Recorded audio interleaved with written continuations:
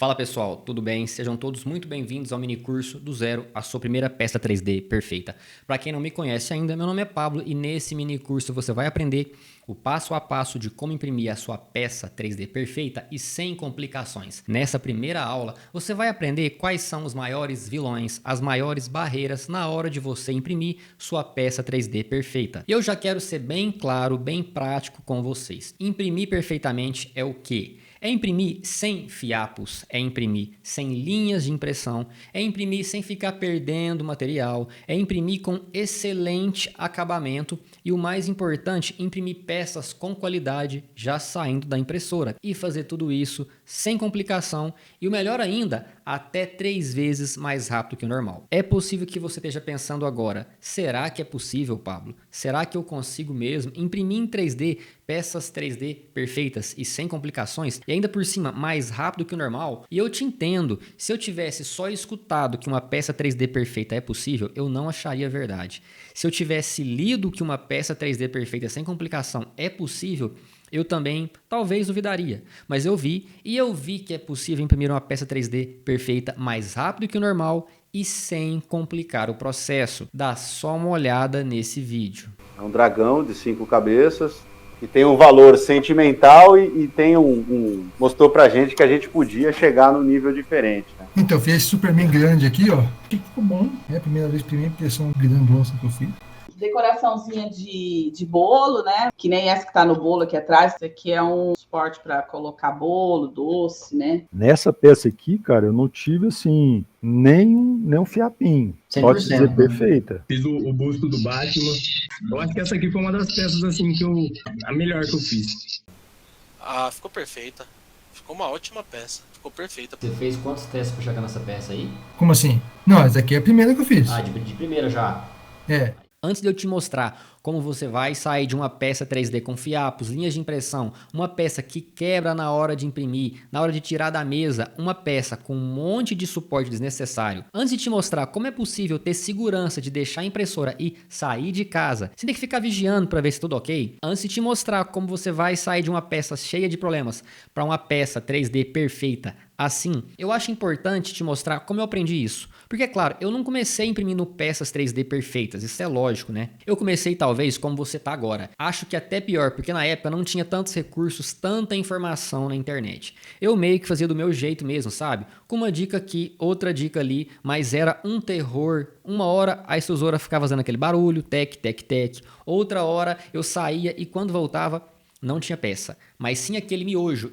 E quando com muito custo eu conseguia fazer alguma coisa, tava cheio de falha, fiapo, aquelas marcas de impressão. Isso quando o suporte não grudava na peça ou descolava da mesa. Ou pior, quando a peça que grudava na mesa e não saía por nada. Minhas primeiras impressões eram horríveis, mas isso é normal. Todo mundo passa por isso. Quando eu comecei, eu não sabia absolutamente nada, né? Eu peguei, coloquei para imprimir, tipo assim, o que saía, saía. Quando eu comprei a impressora, aí eu coloquei para funcionar e estava saindo tudo estranho, né? Tudo uma coisa esquisita. Não sabia nada.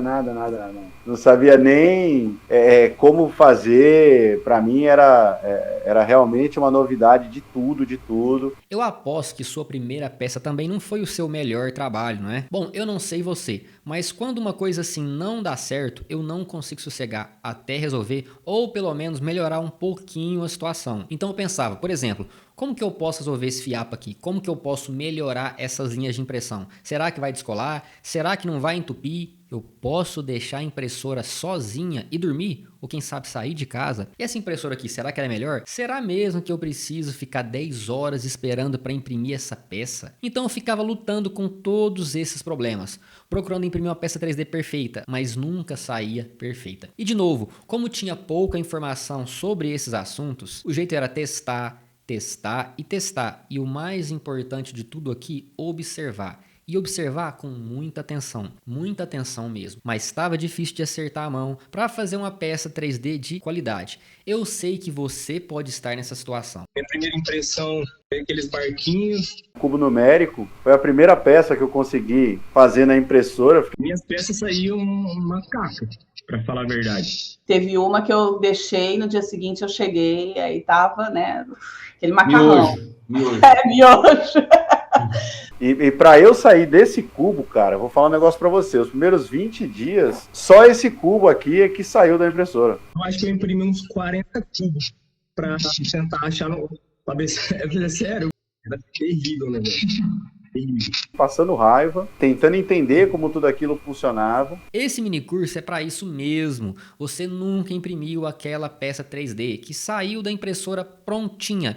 Então acompanha aqui que a gente vai resolver isso nesse minicurso. A gente quer, afinal, imprimir aquela peça lisinha, sem fiapo, de qualidade mesmo, que tirou da impressora pronta. Aí eu deixei ela imprimindo, falei, seja que Deus quiser, fui. A hora que eu cheguei de manhã, tava tudo bonitinho, tudo prontinho. Falei, deu certo. Fiz o busto do Batman. Quando eu fiz esse carinha aqui, ó, aí eu falei, agora sim, é isso aqui que eu tinha me proposto a fazer, né? Eu fiz esse castelo de Hogwarts aqui, ó. O Ayrton Senna. Essa aqui deu muito trabalho. Eu fiquei nessas tentativas há algum tempo. Eu não entendi direito como fazer, como dar um bom acabamento, como e onde colocar os famosos suportes. Até que com o passar do tempo, eu comecei a sacar melhor esses passos. E algumas impressões até começaram a encaixar. Mas quando eu imprimi uma peça 3D boa, demorava muito. Eu tinha que imprimir a mesma peça 1, 2, 3, não sei nem quantas vezes, fazendo os ajustes meio que na sorte, sabe? Passando muita raiva e dor de cabeça. A peça até que saía, até que era legal, mas só de pensar em passar por tudo aquilo de novo dava aquele desânimo. Porque a peça ficava muito boa, mas eu não sabia como fazer de novo aquela qualidade em outra peça. E isso me deixava muito desanimado mesmo. Por exemplo, eu fui lá, imprimi, por exemplo, um vaso de decoração. Cara, ficou 10. No outro dia, imprimi um busto do Batman e saiu uma porcaria.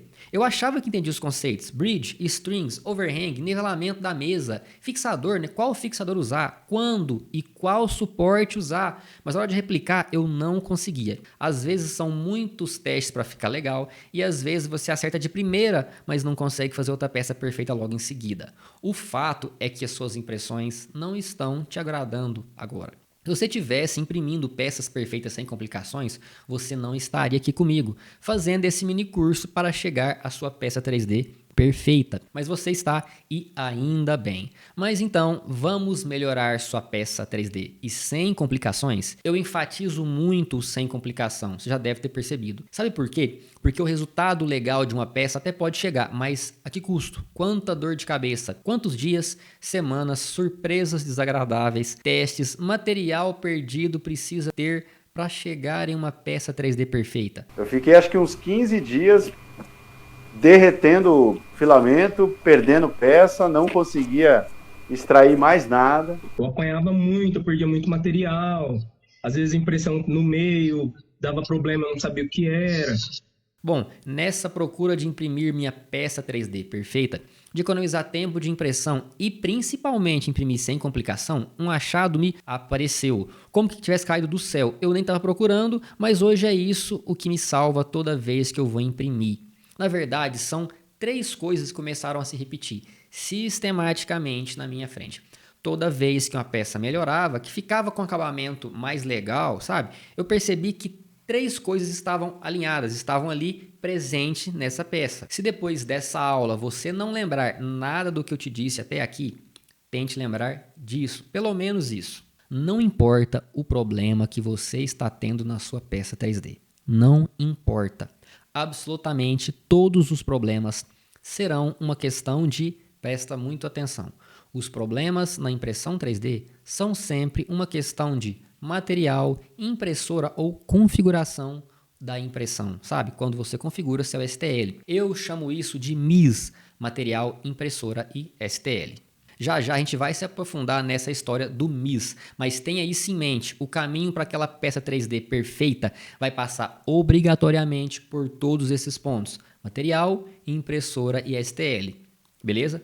Só que uma coisa começou a acontecer. As pessoas começaram a pedir ajuda para melhorar as impressões dela. Esse minicurso, na verdade, foi um pedido de vocês. Um pedido para que eu compartilhasse essa maneira de imprimir peças 3D. Um minicurso com um processo passo a passo e replicável de impressão de peças 3D perfeitas. Para tirar a peça pronta da mesa da impressão e curtir essa peça 3D. Olhar para a peça e dizer, como eu costumo dizer, rapaz, esse negócio aqui ficou bom, né? O que você achou? Eu achei que ficou bom pra caramba. Eu acho que essa aqui foi uma das peças, assim, a melhor que eu fiz. Essa aqui é a peça mais bem acabada que saiu por aqui, é esse Robocop aqui. Ele é um cubo que você gira. Então são várias peças encaixadas. E por isso que eu tô aqui. Eu gosto de imprimir em 3D. E talvez seja por isso que também você está aqui. Você gosta de imprimir em 3D. A gente curte derreter plástico e transformar ele no que a gente quiser. Também foi outro dia que eu fui brincar com meu filho, aquele brinquedo de operação. A gente foi brincar e ele tinha perdido as pecinhas. Aí ele tava todo triste porque faltavam umas 3, 4 pecinhas, e são pecinhas pequenas, né? Tipo, é o coraçãozinho, é não sei o quê, né? Aí eu cheguei aqui no dia seguinte no escritório, procurei o arquivo lá bonitinho e tal, não demorou 30 minutos, eu tava com todas as pecinhas impressas, o jogo dele tava novo. Ele ficou super feliz. Nós somos uma pequena tribo, não é? Não sei se você já parou pra pensar. Nós somos uma pequena tribo. Ou você vai falar que nunca viu um Moai impresso. Quem já viu um Moai 3D, escreve aí nos comentários. Manda a nossa hashtag Moai 3D. Vai, experimenta falar com outras pessoas sobre bridge, skirt, bico, altura de camada. Cara, vai parecer que você está falando grego. Ninguém quer nem saber disso. Mas aqui eu me sinto bem falando com vocês, respondendo as perguntas desse nosso vocabulário estranho. E é por isso, por essa razão, gostar de imprimir em 3D, que vocês estão aqui e eu resolvi planejar esse mini curso para vocês. E a primeira coisa que eu quero conversar com vocês hoje, antes de listar os vilões que te atrapalham a imprimir peças 3D perfeitas, é sobre aqueles 3 tópicos que eu acabei de falar: material, impressora e o STL. E por que a gente vai ver isso agora? Para descomplicar de vez a impressão 3D. Não adianta eu começar a falar onde você está errando. A primeira questão é por que você está errando. Por que será? Eu já te digo, sua maneira de enxergar a impressão 3D está complicada, está confusa. Eu preciso te ajudar a pensar a impressão 3D de maneira clara e simples, porque aí sim, se você estiver cometendo algum erro e eu tenho a impressão, sem trocadilhos, que você está cometendo pelo menos um erro, vai ser muito mais fácil eliminar esse erro e finalmente imprimir sem complicação. Então primeiro, vamos separar para simplificar: material, impressora e STL. Começando pelo M do MIS, ou seja, o material, o nosso filamento. Se o seu filamento não estiver calibrado, sua impressão não tem qualidade, isso é fato. E aqui nós temos 4 pontos para ser analisados e com muito cuidado: temperatura, comprimento de retração, velocidade de retração e fluxo. E por que cada um desses 4 pontos é importante? Se você estiver, por exemplo, usando a temperatura errada, ou o filamento não vai sair porque não consegue ser derretido pelo bico e você pode até escutar aquele tec-tec. Ou se estiver muito quente, você pode ter até um superaquecimento da sua peça e as camadas de cima vão cair sobre as de baixo, reaquecendo e derretendo mais do que o correto. Faz sentido? E qual a solução? Por exemplo, a torre de temperatura, que serve para você encontrar uma faixa de temperatura correta para você utilizar o seu filamento. Veja que aqui eu falei faixa de temperatura e não temperatura exata, porque vai depender, por exemplo, da velocidade que você vai imprimir e até da potência das suas ventoinhas, beleza? O segundo ponto sinalizado aqui também no filamento é o comprimento da retração. Mas o que é retração? Retração acontece para tirar o filamento da ponta do bico quando o bico está indo de uma parte que tem impressão, por exemplo, aqui, passando para uma parte que não tem impressão para chegar em outra parte que tem impressão. Ou seja, ele passa por uma parte vazia.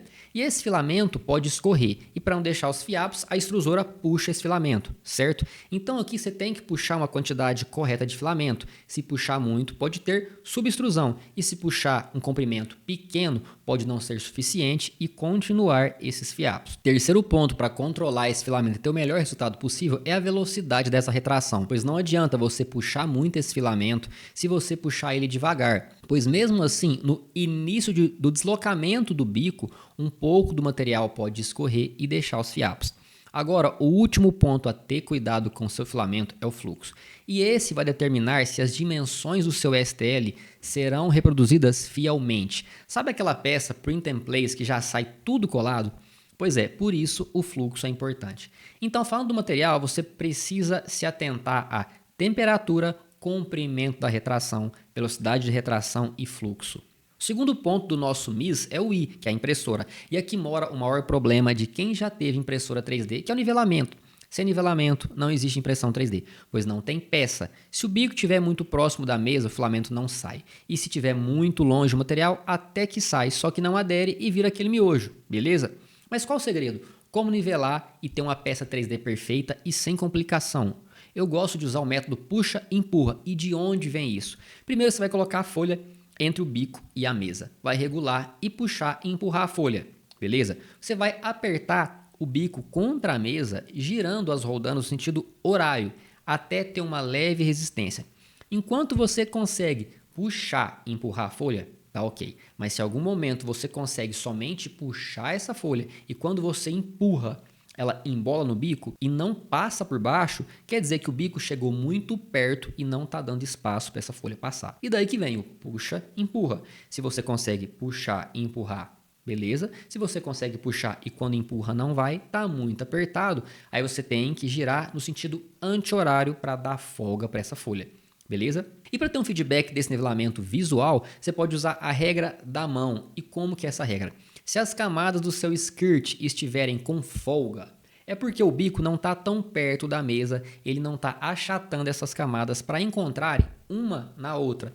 E se estiverem com falhas, é porque o bico está muito perto e a mesa está obstruindo a saída desse material. O ideal é que as camadas do skirt estejam paralelas, sem falhas e sem folgas, entendeu? Agora, ainda no nosso segundo ponto do MIS, a impressora, nós temos os famosos steps, ou E-steps, os passos da extrusora. O que são esses passos? Nada mais são que a quantidade de voltas que o motor da extrusora dá para empurrar uma quantidade de material. Ou seja, ele tem que enviar uma quantidade precisa para a sua peça. Se enviar mais, você tem superextrusão. Vai passar material. E se empurrar menos, vai ter uma subextrusão. Vai faltar material na sua impressão. Importante lembrar aqui que as pessoas confundem isso com fluxo. Mas fluxo está relacionado ao material e passos da extrusora com a extrusora em si.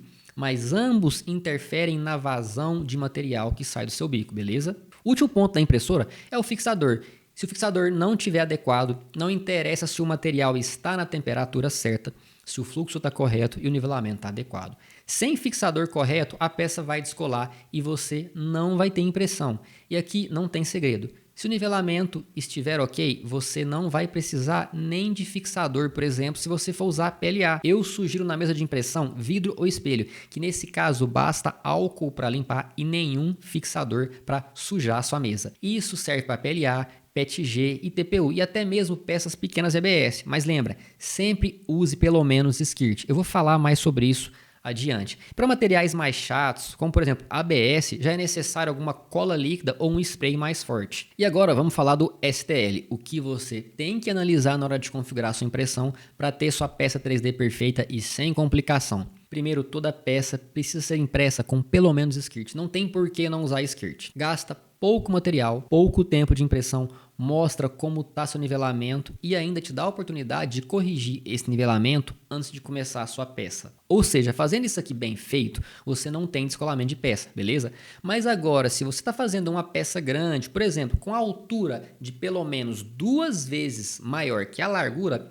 já é melhor usar o brim, porque peças mais altas tendem a sofrer o efeito alavanca e serem descoladas quando o bico chega nelas, beleza? Isso também serve para materiais que sofrem aquele empenamento, o ARP, por exemplo, o ABS. Mas, resumindo, no mínimo skirt em todas as impressões. Segundo ponto da configuração é a altura de camada, 20%, 80%. Quanto mais reta for sua peça, maior a altura de camada. Você não tem que ter detalhamento, certo? Então aqui dá para ganhar tempo de impressão. Agora, se você precisa de qualidade, você tem que testar o overhang. Quanto maior esse overhang, mais um bico mais grosso pode te ajudar. E eu vou aprofundar nisso logo em seguida. Terceiro ponto, preenchimento. Você precisa de preenchimento? Se não for uma peça funcional, por exemplo, se for uma peça decorativa, basta usar 3, 4 paredes, fazer a análise de overhang interno da sua peça e a partir daqui você tem 3 opções. Gradual em steps, enfio suporte ou 0% de preenchimento. Eu vou aprofundar nesse ponto já também. E o último ponto sinalizado no seu STL é o overhang, para ver se você tem que usar suporte ou não e se tiver que usar, qual o melhor suporte. Via de regra, sempre que temos o ângulo menor de 45 graus, não precisamos de suporte. Se você precisar, temos 3 tipos. Normal. Você vai utilizar quando a parte da peça que tem que ter suporte pode ser conectada direto da mesa, sem nada. Ou seja, o suporte começa na mesa e vai direto na peça. Em árvore, quando a própria impressão atrapalha o crescimento desse suporte de começar na mesa, aí ele tem que desviar e encostar na peça, na parte que tem que ter suporte. E customizado quando nenhum dos outros casos funciona bem. Por quê? Talvez você ligue o suporte em árvore e ele vai para a região que não tem que colocar suporte. Que a impressora consegue, por exemplo, fazer uma ponte, né? O famoso bridge, ancorando o filamento em uma parte até a outra. Aí nesse caso, você pode desligar o suporte e colocar um suporte customizado, que particularmente eu prefiro. Essa é a maneira mais simples de enxergar o processo da impressão 3D. Material, impressora e STL. Quando você aprende a dominar um pouco mais sobre como funciona a impressão, você realmente começa a pensar pelo básico mesmo, né? Aí você consegue fazer peças desse tipo aqui, ó. Aqui é um personagem famoso do cinema, é o Predador, ó. E agora eu vou aprofundar em alguns pontos que são os maiores erros que eu acho que você esteja cometendo e também vou dar a solução para você começar a aplicar agora. Primeira coisa é continuar usando o bom e velho bico 04. Tá, mas Pablo, na minha impressora veio esse bico e todo mundo usa esse bico 04. Você está falando para eu parar de usar? Exatamente. E você quer saber por quê? Eu vou te falar agora. Primeiro eu vou te lembrar aquela proporção que você deve ter ouvido em algum lugar já, né? De altura de camada em relação ao diâmetro do bico. O mais comum é usar no mínimo 20% do diâmetro do bico como altura. Ou seja, para o bico 04 seria uma altura de 0,08. E agora me fala, quantas vezes você já usou uma altura de camada tão pequena? A verdade é que são raros os casos, são exceções mesmo, onde nós precisamos de uma altura de camada tão baixa. Em 99% das minhas impressões, eu uso uma altura de camada de 0,12. Olha só essas peças que eu mostro para vocês, são todas feitas com altura de camada de 0,12. Voltando à altura mínima de 20%, isso quer dizer que para ter essa altura de 0,12, posso usar um bico de 0,6, beleza? E aqui que a coisa começa a ficar interessante. Se você usa o bico 0,4, você está usando 3 paredes para chegar numa parede total de 1,2, beleza?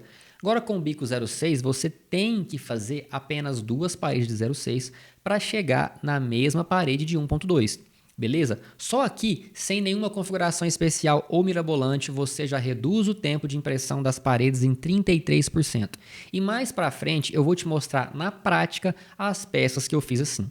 Além do tempo de impressão, o bico 06 vai proporcionar impressões com muito menos suporte, ou até mesmo sem suporte. Isso mesmo, zero suporte. Isso nos leva ao segundo erro que eu acho que você também está cometendo. Você já deve ter ouvido falar que o ângulo máximo de overhang para não ter suportes é 45 graus, não é?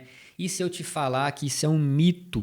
Sim, é um mito e eu vou te mostrar, eu vou te provar agora por que é um mito. Você sabia que a altura de camada determina o quanto de suporte vai ter nas suas impressões? Ou até mesmo se você pode eliminar os suportes? Pois é isso mesmo. Você já deve ter ouvido falar do overhang, né? Mas você entende mesmo que é overhang? Porque se você entender o que é overhang e controlar da maneira correta, você pode até eliminar mesmo os suportes das suas peças. E aqui está o segredo. A altura de camada e o famoso overhang vão ditar se você precisa ou não de suportes. Então vamos uma coisa de cada vez. Overhang é aquela saliência que faz as suas impressões terem detalhes, ou seja, a variação da sua impressão no eixo XY, quando acontece o empilhamento das camadas. Uma camada é colocada sobre a outra e essa camada fica um pouco para fora da outra camada, formando os detalhes da sua peça. Faz sentido? E aqui começa a ficar interessante de novo. Você vai precisar de suportes quando você coloca uma camada com mais da metade da largura no ar, ou seja, menos da metade sobre a camada de baixo. Então, essa camada começa a escorrer, pois não tem nada segurando embaixo e você precisa do insuportável suporte. Está acompanhando? E qual o segredo para não ter suporte? Ter metade dessa camada nova empilhada sobre a camada de baixo. E assim, somente metade no ar, que é refrigerada pela ventoinha e não causa problemas na sua impressão. E aqui a gente começa a falar sobre o famoso overhang e o mito dos 45 graus. Normalmente, a gente usa o famoso bico 04 e a altura de camada 02. E daqui nasce o mito. Por quê? Lembra da proporção? Se você coloca uma altura de camada 0,2, uma largura 0,4, metade sobre uma camada, metade no ar, olha como fica esse desenho e olha o ângulo que nós temos aqui. Ou seja, se você aumenta a altura de camada, o ângulo reduz e você não consegue usar nem 45 graus. Mas em contrapartida, se você diminui essa altura ou aumenta a largura, você tem um novo limite para esse mesmo STL. E esse ângulo aumenta ainda mais se você, por exemplo, usar a altura de camada 0,12 e continuar a usar o bico 0,6, por exemplo. Dessa maneira, você pode sim diminuir o suporte ou até tirar suportes, apenas alterando o seu bico ou a largura da sua camada. E na próxima aula eu vou mostrar exemplos práticos dessa solução também. Mas agora eu quero que você entenda como esses mitos na verdade estão ligados, para que você veja que uma confusão que está na sua cabeça pode desencadear várias outras coisas. Você acredita que o bico a ser usado é o bico 0,4. Isso te leva a achar que o ângulo correto é o 45 graus, mas o bico pode ser o 0,6, que aliás é melhor e que seja 0,6. Isso também te dá outra possibilidade para ângulo de overhang. Essa possibilidade pode inclusive fazer que você não precise mais de suportes. Vê como é que as coisas estão todas interligadas? E agora eu vou falar do terceiro ponto que está te travando na hora de imprimir suas peças 3D e sem complicações. Você está tratando todas as geometrias de maneiras iguais, ou seja, sem levar em consideração os detalhes de cada peça. A peça tem uma geometria aberta ou fechada? É uma peça mais orgânica ou mais paramétrica? Tem um topo aberto ou topo fechado? Tem que ter preenchimento em todas as partes da peça ou somente em algumas partes? Eu preciso dessa resolução ou posso diminuir a resolução em algumas partes sem perder qualidade para ganhar tempo? Isso tudo tem que ser levado em consideração na hora de imprimir suas peças perfeitas e sem complicações. E aqui podemos dividir as peças em dois grupos, peças funcionais e decorativas, começando pelas funcionais. Essa peça tem muitas curvas.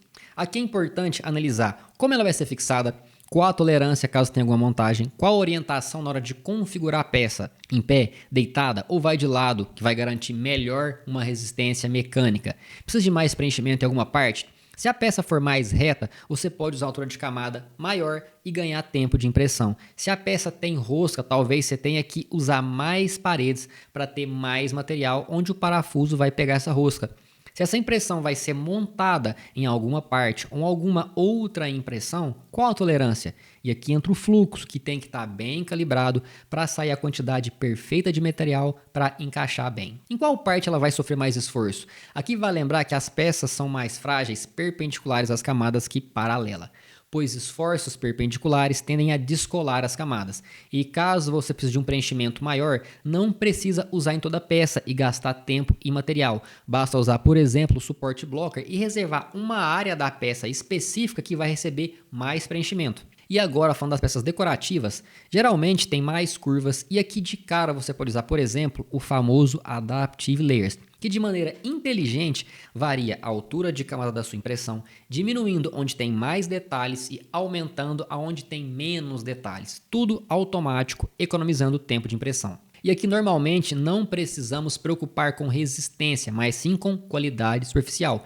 Então a orientação vai ser aqui, gere menos suportes. E para isso podemos usar a regra dos ângulos que eu ensinei mais cedo. E em vasos decorativos podemos usar também o recurso Combing, que vai priorizar o movimento do bico por áreas que já foram impressas. Ou seja, o bico não vai passar por partes vazias, não vai deixar os fiapos nas suas peças e assim a sua peça já pode sair pronta da impressora.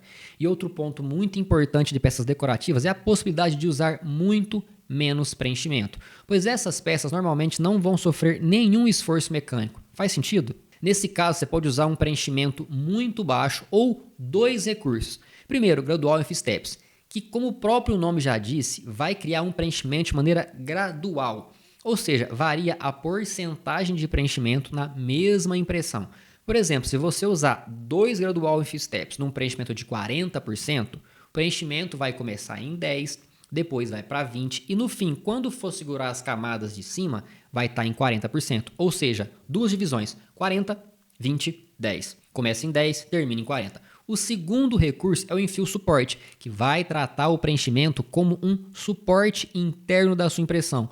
Ou você pode simplesmente usar 0% de preenchimento e imprimir bem mais rápido.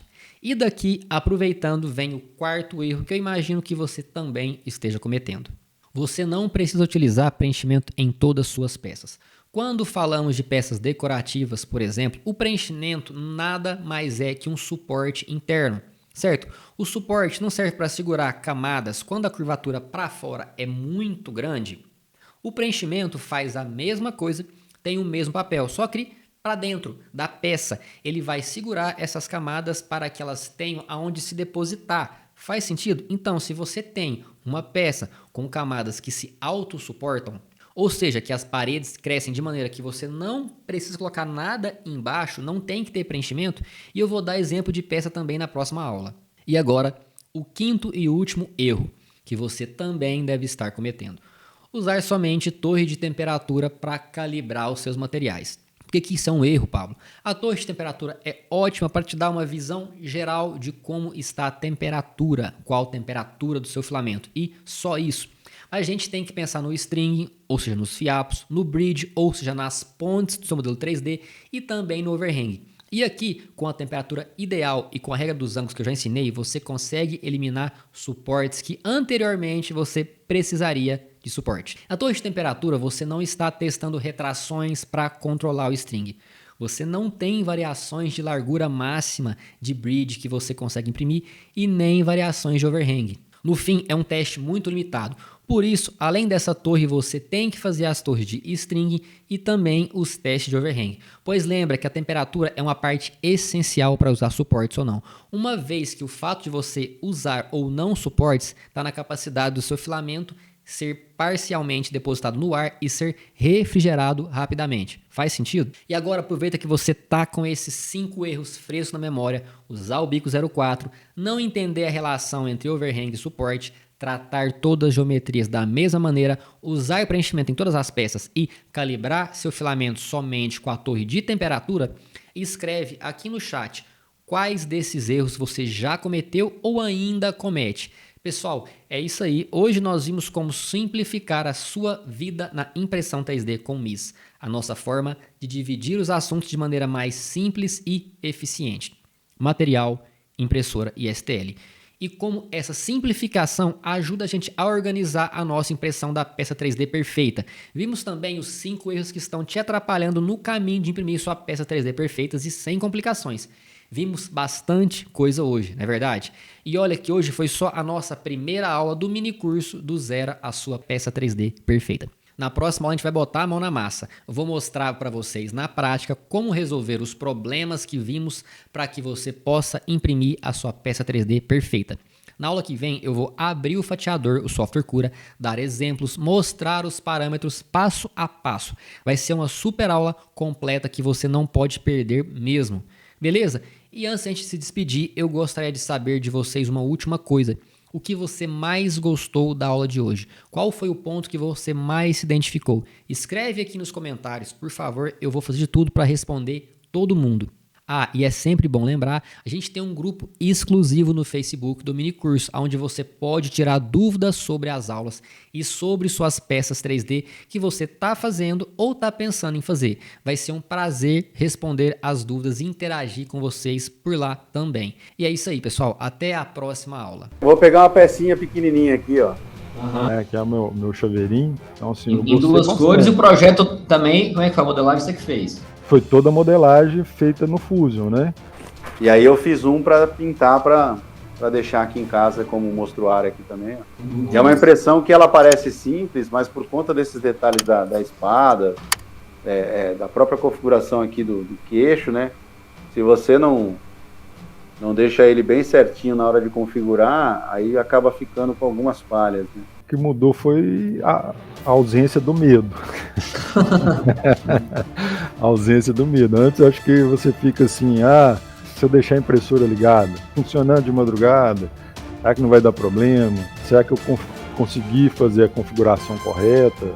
Então, assim, eu acho que a ausência do medo, a mais confiança de poder executar uma peça sem medo de errar.